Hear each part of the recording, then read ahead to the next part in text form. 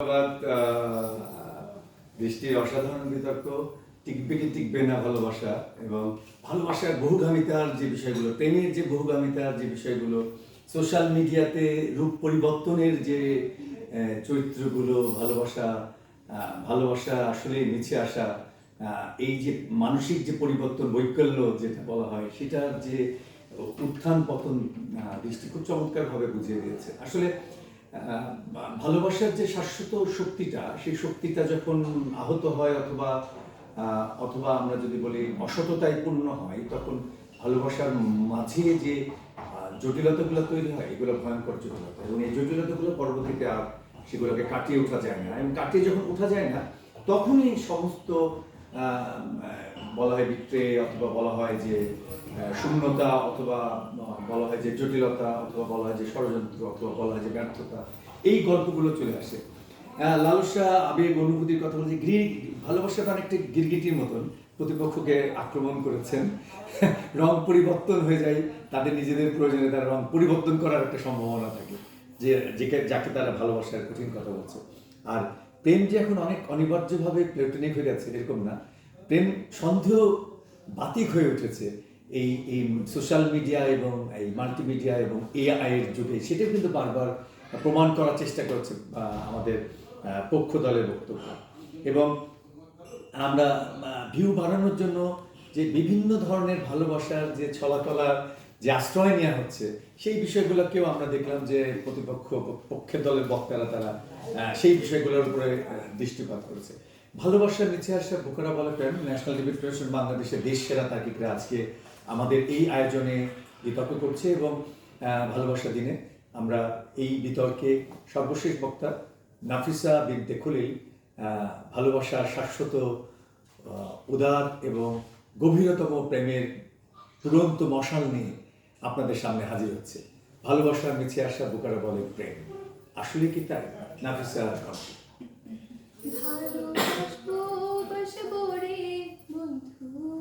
তোমায় যতনে বসে রাখবো রে বন্ধু, তোমায় যতনে। সত্যি ভালোবাসলে মানুষ যত্নে রাখেন, যত্নে থাকেন। জীবন যদি ফুল হয়, তবে ভালোবাসা সেই ফুলের মধু। ভালোবাসা মানুষের সঙ্গে একসঙ্গে হাঁটা। ভালোবাসা হচ্ছে হাওয়াই মিঠাই, প্রজাপতি, প্রেমিকের দেওয়া শাড়ি আর গোলাপ ফুল দেখে একজন আরেকজনের চোখে চোখ রেখে বলা ভালোবাসি। আজকে আমাদের বক্তব্যের বিষয় নির্ধারণ করা হয়েছে ভালোবাসার নিচে আসা বোকারা বলে প্রেম। একজন প্রেমিকা হিসেবে প্রেমের পক্ষে বলছি। প্রথমে বলছি, আজকে আমার পক্ষ দলের যে বক্তাগুলো বলে গেলেন, প্রথম কথা হচ্ছে ভালোবাসা নাকি বিপক্ষে বলছো, তুমি ভালোবাসার পক্ষে বলছো। সন্দেহবাদীগ্রস্ততা, এটি কিন্তু কেয়ার। আজকে লক্ষ্য করুন, আপনি যদি সন্দেহবাদীগ্রস্ত না হন, তাহলে আপনার প্রেমিকটি কখন কি করছে, সে ঠিকমতো খেলো কিনা, সুস্থ আছে কিনা, কিংবা সে ঠিকমতো ক্লাসে পৌঁছেছে কিনা, সেটি কিন্তু আপনি জানতে পারছেন না। সুতরাং এই কেয়ারিংটা না থাকলে পরবর্তীতে আপনি গুড হাজবেন্ড বা গুড ওয়াইফ হতে পারবেন না। এছাড়া তিনি বলে গেলেন যে আজকে সাদিয়া, লামিয়া বা কান্তা, শান্তা সহ অনেকজনের সঙ্গে প্রেম বিলাচ্ছি। লক্ষ্য করুন, প্রেম হচ্ছে মধু, মধুরকে তো চারদিকে বিলাতেই হয়। আর আজকে এই একবিংশ শতাব্দীতে এসেও সাম্যবাদী মন যদি আপনার না থাকে, 2-3 জনকে যদি আপনি প্রেম দিতেই না পারেন, তাহলে কিভাবে হবে? এই সাম্যবাদী মনে আমরা জনজনের মধ্যে বিলাতে চাই। এছাড়া কেন আমরা আজকে প্রেমের পক্ষে বলছি, যত্নের কথা বলছিলাম। লক্ষ্য করুন, আজকে যদি অসুস্থ থাকেন, তাহলে আপনার প্রেমিক আপনাকে যদি কল করে বলে, বাবু তুমি অসুস্থ, এই যে প্রেমিকের একটা এই উমাতেই কিন্তু আপনি সুস্থ হয়ে যাবেন। এছাড়া আপনি যদি আজকে সারাদিন না খেয়ে থাকেন, আপনার প্রেমিক যদি আপনাকে বলে, হ্যাঁ বাবু খাইছো, এখনো খাওনি কেন, এক্ষুনি খেয়ে নাও, তাহলে কিন্তু প্রেমিকের কথাতে আপনি খাবেন। এছাড়া লক্ষ্য করুন, মনে শীতকাল গেল এবং শীতকালে দেখা গেছে বেশিরভাগ তরুণ প্রজন্মে গোসল করেন না, ঠিকমতো নখ কাটেন না বা দাঁত মাজেন না। কিন্তু আজকে যদি তারা প্রেম করেন, তাহলে অন্য সময় কিন্তু আয়নাতে নিজেকে একবারও দেখা হয় না, কিন্তু প্রেমিককে ছবি দেওয়ার উদ্দেশ্যে সেলফি তোলার জন্য হলেও নিজের চেহারাটা একবার দেখতেই হয়। সুতরাং গোসলও করতে হয়। এই যে পরিষ্কার পরিচ্ছন্নতা, এটি কিন্তু আপনি প্রেম করলেই পাচ্ছেন। এছাড়া প্রেম করলে কিন্তু ঝোপঝাড় প্রয়োজন হয়, এবং ঝোপঝাড়ের জন্য প্রেমিক পুরুষটি ঠিকই গাছ লাগাচ্ছেন, বনায়ন হচ্ছে। এছাড়া প্রেমের পক্ষে দেখুন, আজকে প্রেমের জন্য প্রিয় মানুষটিকে দেখতে স্কুল কলেজ বা ভার্সিটিতে আসতে হচ্ছে। এই যে তাদেরকে দেখার জন্য ভার্সিটিতে আসা, পার্সেন্টেজ বাড়ছে। এছাড়া যদি আপনিও ঘুম থেকে ওঠার জন্য ক্লাস মিস করেন কিংবা অফিসে যেতে না পারেন, প্রেম করুন। প্রেমিককে যদি সকালে ঘুম থেকে উঠে গুড মর্নিং বাবু না বলছেন, যে খবরটা আছে এই খবরে কিন্তু আপনি সকালে ঘুম থেকে উঠতে পারবেন, অলসতা আর থাকবে না। এছাড়া কবি বলেছেন, মিছিল প্রেম হোক ভেঙে যাক মোহ, তুমি সাজো ব্যারিকেড আমি বিদ্রোহ। আন্দোলনের সময় প্রেমিক প্রেমিকা একসঙ্গে যাওয়ার কারণে নিজেদেরকে যত সাহস জুগিয়েছে, সেই সাহসের কারণে কিন্তু আন্দোলন বহুমাত্রিকতা পেয়েছে। এক্ষেত্রেও কিন্তু প্রেমের মাহাত্ম্য। এছাড়া আপনি কাপল ব্লগিং এর কথা বললেন, আমি তো এখানে দোষ কিছু দেখছি না।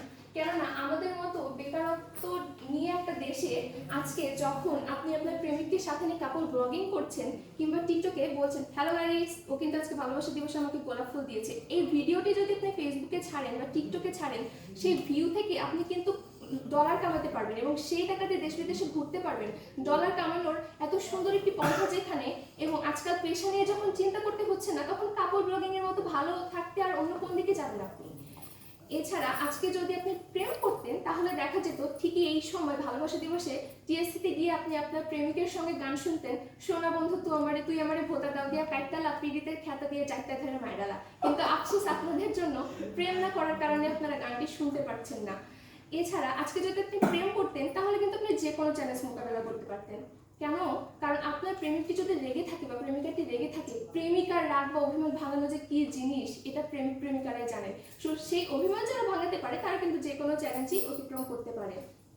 এছাড়া গতকাল রাত্রে দেখছিলাম আপনি ফেসবুকে পোস্ট দিচ্ছিলেন, বন্ধু তুমি একা হলে আমায় দিয়ে ওটা তোমার সঙ্গে গল্প করবো আমি সারা রাত।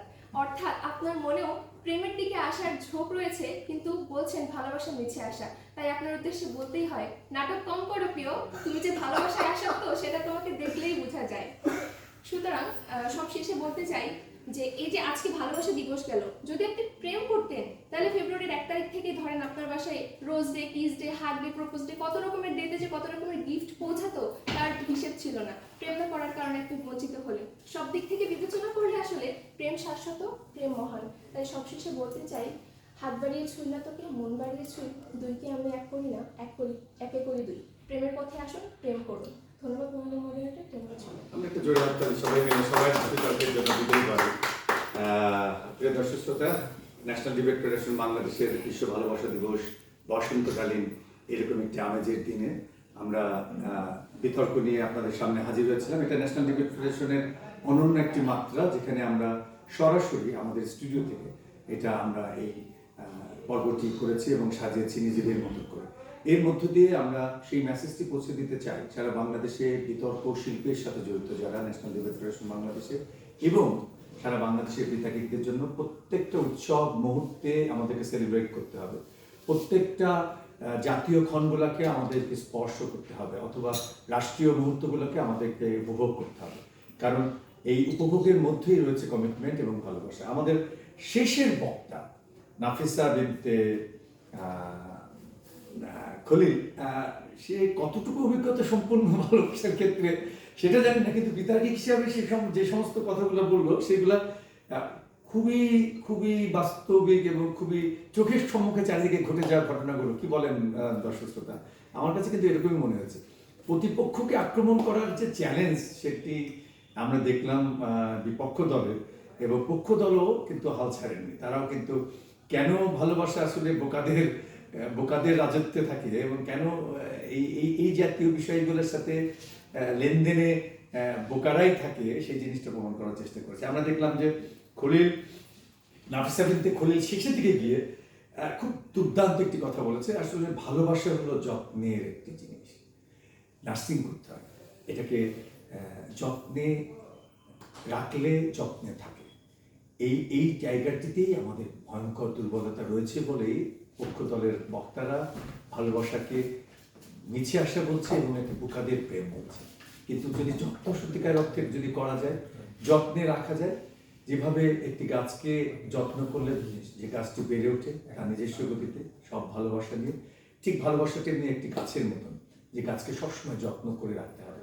আরেকটি বিষয় খুব দুর্দান্ত সত্য কথা বলেছেন, গ্লোবালাইজেশনের এই পৃথিবীতে প্রেম কেন একক একটি জায়গায় স্থির হয়ে থাকবে, এটা গোলক ধাঁধার মতন চারিপাশ ঘুরবে, যে ছুবে সে পোশাক পাল্টে ফেলবে। লাল গোলাপ, এই যে সুন্দর লাল শাড়ি, এই যে স্কার্ফ চমৎকার করেছে, যে বাসন্তী কালারের পোশাক, এই যে পরিবর্তন, ভালোবাসার ছোঁয়ায় যে পরিবর্তন, এটার শক্তি কিন্তু অনেক বেশি। এই কারণে সে বলার চেষ্টা করেছে যে প্রেম হচ্ছে মধুর মতো, মধু যত বেশি টেস্ট নেওয়া যাবে তত বেশি এটার সৌন্দর্য থাকবে, কিন্তু মধুর কিন্তু স্বাদ গন্ধে কখনোই কোনো পরিবর্তন আসবে না। আবার খুব মজা করে যে কথাটি বলেছে, ভালোবাসলে যে যে আধুনিক হয় একটা ছেলে অথবা মেয়ে, ভালোবাসলে যে নিজের ভিতরের যে পরিবর্তন হয়, মানসিক পরিবর্তন, শারীরিক পরিবর্তন, পোশাকের স্টাইলের পরিবর্তন এবং চিন্তার পরিবর্তন, অথবা বলা চলে যে অলসতার পরিবর্তন, এটিও কিন্তু একটি বড় একটি বিষয়, যে ভালোবাসলে অনেক স্মার্ট হয়ে যায় ছেলে মেয়ে। কারণ কারণ নায়ক অথবা নায়িকা অথবা প্রেমিক অথবা প্রেমিকাকে প্রতিনিয়ত একটি নতুন সাজে, নতুন লুকে উপস্থাপন করার যে শক্তি তৈরি করে নিজের মনের ভিতরে, সেই শক্তির উজ্জ্বলতা কিন্তু অনেক বেশি প্রবল এবং অনেক বেশি চমৎকার। সোশ্যাল মিডিয়ার এই যুগে, আমরা এআই এর যুগে, এই যে চ্যাট জিপিটির যুগে যখন আমরা দেখছি যে পুরো পৃথিবী ভালোবাসা একটি সন্দেহবাতিকের জায়গায় চলে এসেছে, এই যুগে এসেও কিন্তু ভালোবাসাটা গভীর হয়েছে, যাদের ভিতর সত্যিকার অর্থে ভালোবাসার গাঢ়তা রয়েছে এবং গভীরতা রয়েছে। এবং বলা হচ্ছে যে ভালোবাসা যে চ্যালেঞ্জ, ভালোবাসলে যে মাল্টি ডাইমেনশনাল চ্যালেঞ্জ মোকাবেলা করতে হয় প্রতিনিয়ত। বাবা মাকে অনেক সময় তার প্রেমিকার সাথে বা প্রেমিকার সাথে ঘুরতে যাবে, বিভিন্নভাবে তাকে ম্যানেজ করা, বিভিন্ন লজিক্যাল পয়েন্ট দিয়ে ম্যানেজ করা, অথবা বিভিন্ন কাহিনীকে নতুন দিকে মোড় নিয়ে নতুনভাবে উপস্থাপন করে নিজের ভালোবাসাটার ঝান্ডাটাকে আকাশের দিকে উড়ে দেওয়ার যে বিষয়টি থাকে, এই বিষয়গুলো কিন্তু অনেক বড় ব্যাপার। আরেকটি কথা খুব এই ভালোবাসা দিবসে যেটি আমরা বলতে চাই, যে ভালোবাসায় প্রেমিক অথবা প্রেমিকাকে তার রাগ এবং অভিমানকে ভাঙা, এবং রাগ এবং অভিমানকে যদি সত্যিকার অর্থে অ্যাড্রেস করতে হয়, তবে তাকে যে চ্যালেঞ্জগুলো মোকাবেলা করতে হয়, এই চ্যালেঞ্জ মোকাবেলা করতে গিয়ে সে অনেক বেশি আধুনিক হয়ে ওঠে এবং অনেক বেশি ভার্সেটাইল, সৃজনশীল হয়ে ওঠে, যেটা ভালোবাসার কাছ থেকে আসলে পাওয়া যায়।